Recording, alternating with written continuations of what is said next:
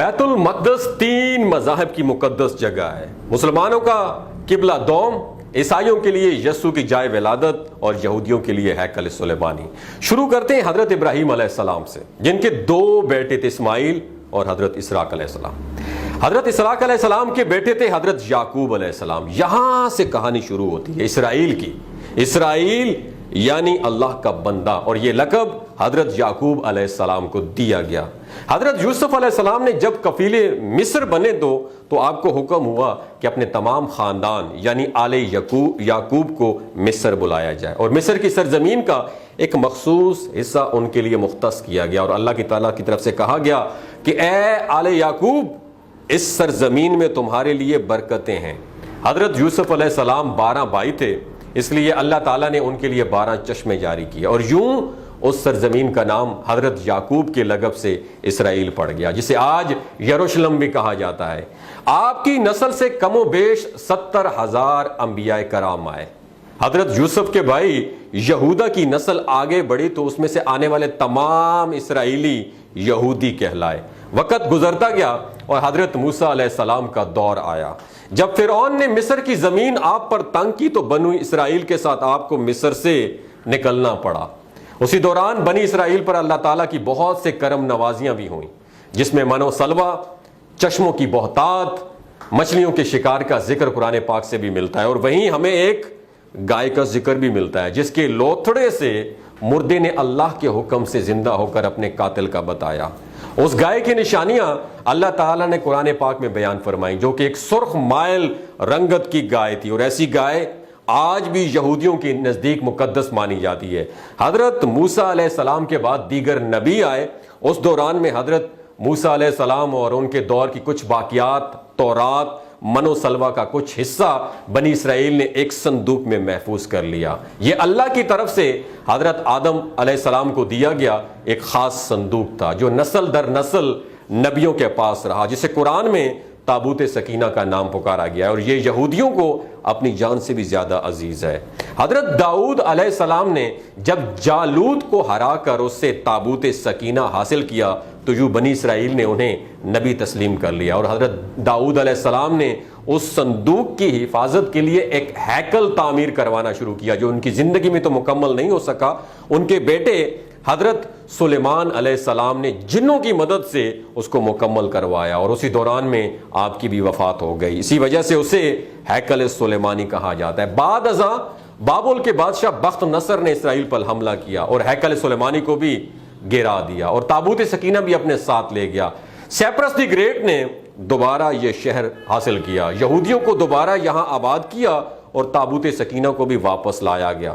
ہیکل سلیمانی ایک دفعہ پھر تعمیر کیا گیا۔ پھر وقت گزرا اور حضرت عیسیٰ علیہ السلام کی آمد ہوئی، جنہیں نعوذ باللہ یہودیوں نے دجال، ناجائز اور کیا کیا لقب دیے۔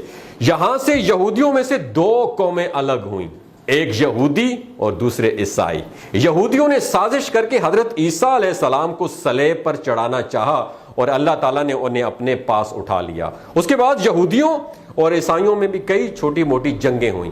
پھر عیسائی رومی بادشاہ ٹائٹس نے اس شدت سے یروشلم پر حملہ کیا کہ اس پورے علاقے کی اینٹ سے اینٹ بجا دی، ہیکل سلیمانی کو گرا دیا، جس کی صرف ایک دیوار اس وقت اپنی اصلی حالت میں موجود ہے، جسے دیوار گریہ بھی کہا جاتا ہے، جہاں یہودی جا کر تورات کی تلاوت کرتے ہیں اور گریہ زاری کرتے ہیں، یعنی بہت زیادہ زور سے روتے ہیں۔ تابوت سکینہ بھی نہ جانے کہاں غائب ہو گیا ہے۔ ٹائٹس کے حملے کے بعد یہودی آخری نبی کے انتظار میں تھے، کیونکہ اللہ پاک کا ان سے وعدہ تھا کہ انہیں پھر عروج بخشا جائے گا۔ اس وعدے کا ذکر سورہ بقرہ میں بھی موجود ہے کہ اے بنی اسرائیل، ان نعمتوں کو یاد کرو جو تم پر کی گئی ہیں، اور اپنا وعدہ پورا کرو، ایمان لاؤ، تاکہ ہم بھی اپنا وعدہ پورا کریں۔ قیامت کی نشانیوں میں سے ایک نشانی یہ بھی ہے کہ ہیکل سلیمانی کی 3 دفعہ تعمیر ہوگی، جو کہ 2 دفعہ ہو چکی ہے۔ یہودی اپنے مسیحا اور آخری نبی کے انتظار میں تھے کہ ٹائٹس کے حملے کے 500 سال بعد نبی آخر و زمان کی ولادت ہوئی۔ یہاں یہودیوں کو یہ جھٹکا سا لگا کہ سارے نبی حضرت اسحاق علیہ السلام کی نسل سے ہیں، تو آخری نبی حضرت اسماعیل علیہ السلام کی نسل سے کیوں کر آ گئے اور انہوں نے ایمان لانے سے انکار کر دیا؟ مسلمانوں کے لیے بھی وہ انبیاء ہی کی نشانی تھی، اس لیے ہیکل سلیمانی کو بیت المقدس کا نام دیا گیا۔ اسلام کے آغاز میں یہودیوں کو قائل کروانے کی خاطر بیت المقدس کی جانب منہ کر کے نماز ادا کرنے کا حکم ہوا، کیونکہ یہودی اسی طرف منہ کر کے عبادت کیا کرتے تھے، تو 17 ماہ بعد ہماری عبادت کا رخ بیت المقدس سے بیت اللہ کی جانب موڑ دیا گیا، کیونکہ مسلمانوں کا شروع سے قبلہ اول وہی رہا جسے پہلے حضرت آدم علیہ السلام اور پھر حضرت ابراہیم علیہ السلام نے تعمیر کیا۔ حضرت عمر رضی اللہ تعالیٰ عنہ کے دور حکومت میں اسرائیل یعنی یروشلم عیسائیوں کا قبضہ تھا۔ بیت المقدس کے ہی احاطہ میں انہوں نے گرجا گھر تعمیر کیا ہوا تھا، اور عین تابوت والی جگہ پر وہ گن پھینکا کرتے تھے یہودیوں کی نفرت میں۔ یروشلم کی فتح کے وقت جب حضرت عمر رضی اللہ تعالیٰ عنہ وہاں گئے تو عیسائیوں پر برہم ہوئے، وہاں صفائی کروا کر مسجد تعمیر کروائی، اور قرآن میں موجود معراج والے واقعے کی نسبت سے اس مسجد کو اقصی کا نام دیا گیا۔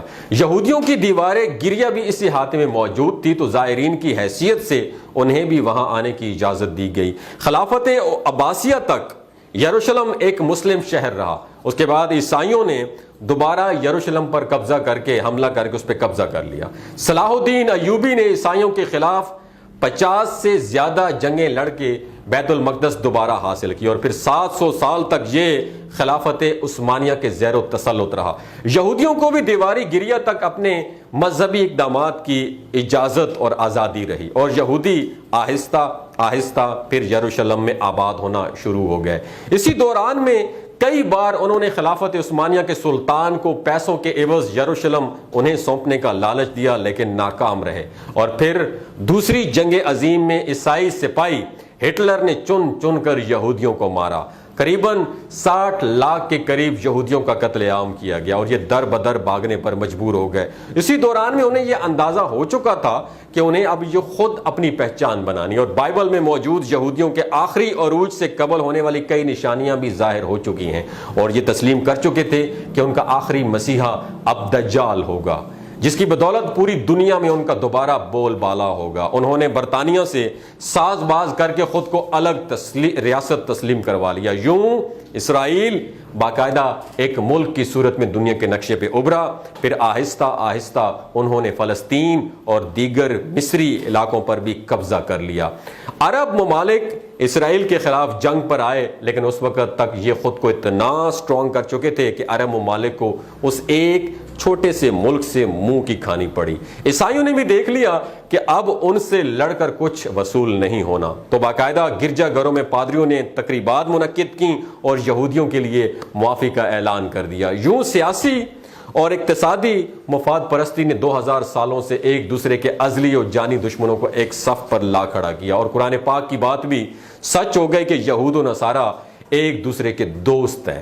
یہودیوں کے عقائد کے مطابق وہ ہیکل سلیمانی کی حفاظت نہیں کر پائے، تو وہ خود کو قصوروار کہتے ہیں، خود کو سزا دینے کے لیے زنجیروں اور چمڑے سے پیٹتے ہیں اپنے آپ کو، اور دیوار گریا کے پاس آوازاری کرتے ہیں۔ وہ ایمان رکھتے ہیں کہ تیسری بار انہیں پوری دنیا پر حکمرانی حاصل ہوگی، جس کے لیے انہیں مسجد اقصی کو گرانا ہوگا، جس کی تیاری وہ کر چکے ہیں۔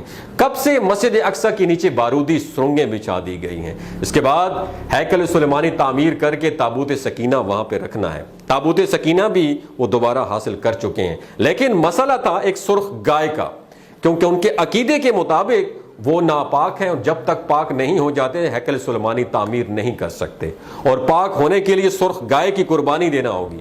وہ گائے جس کی نشانیاں قرآن پاک میں بیان کی گئیں، جو اس وقت بھی انہیں ڈھونڈنے میں مشکل ہوئی تھی، اب بھی 100 سال تک وہ ویسی گائے کی تلاش کرتے رہے۔ ٹیکنالوجی کا استعمال کرتے ہوئے بچے پیدا کرنے کا کامیاب تجربہ کیا انہوں نے، پھر اسی تجربے کی بدولت ویسی نشانیوں والی گائے پیدا کرنے کی کوشش کی گئی، لیکن ناکام رہے۔ 2019 میں ایک امریکی ریاست سے 5 عدد ویسی گائیں انہیں مل گئیں، جس کے جسم پر سرخ رنگ کے علاوہ اور کوئی بال نہیں تھا، انہیں کبھی کام کے لیے استعمال نہیں کیا گیا تھا۔ اگلی نشانی کہ اس پر کسی بیماری کا اثر نہیں ہونا چاہیے۔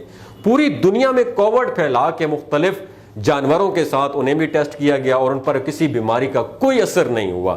ریڈ ہائفر، دی ریڈ ہائفر، یہ فاؤنڈ مسٹری آف ریڈ ہائفر، جس کو آپ نے گوگل پہ تلاش کرنا ہے، سرچ کر کے اس کے متعلق آپ کو تفصیل سے پڑھ سکتے ہیں۔ الغرض قیامت قریب اور دجال کے ظہور والی تمام تیاریاں وہ مکمل کر چکے ہیں۔ اپنی مرضی کے ڈاکٹرز، انجینئرز، بچے پیدا کرنا، 9D ٹیکنالوجی کی مدد سے ایک جگہ ہونے والے کئی جگہ موجود رہنا، اپنی مرضی کے موسم بنانا، جب چاہو بارش برسا دینا، چند دنوں میں پوری دنیا گھوم لینا، یہ سب دجالی نشانیاں ہیں جو آج کے دور میں کوئی مشکل کام نہیں ہے۔ ہمارے اسلام میں بتائی گئی قیامت کی نشانیوں کی انہوں نے اتنی اچھی سے تیاری کر لی ہے کہ غرقت کے درخت لگا دیے ہیں جو انہیں پناہ دیں گے۔ باب لد، جس جگہ احادیث کے مطابق دجال کا حضرت عیسیٰ علیہ السلام کے ہاتھوں قتل ہونے کا ذکر موجود ہے، اس جگہ وہ دجال کے فرار ہونے کے لیے ایئرپورٹ بنا چکے ہیں۔ یہ سب تو قربت قیامت کی نشانیاں ہیں، اور ہیکل سلیمانی نے بھی تو بن کے رہنا ہے۔ پھر اصل جنگ کیا ہے دوستو؟ یاد رکھیے، اصل جنگ عقائد کی ہے۔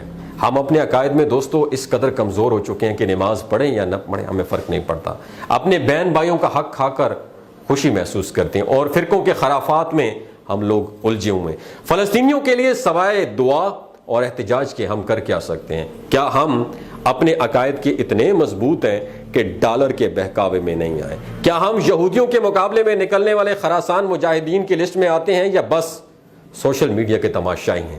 اگر دجال آج حاضر ہو جائے اور توبہ کا دروازہ بند ہو جائے تو ہماری آخرت کے لیے کیا تیاری ہے؟ آپ سے سوال پوچھ رہا ہوں، سوچ کے نیچے کمنٹ سیکشن میں جواب ضرور دیجیے گا۔ اپنا اور اپنے ساتھ جڑے رشتوں کا خیال رکھیے گا۔ اللہ حافظ۔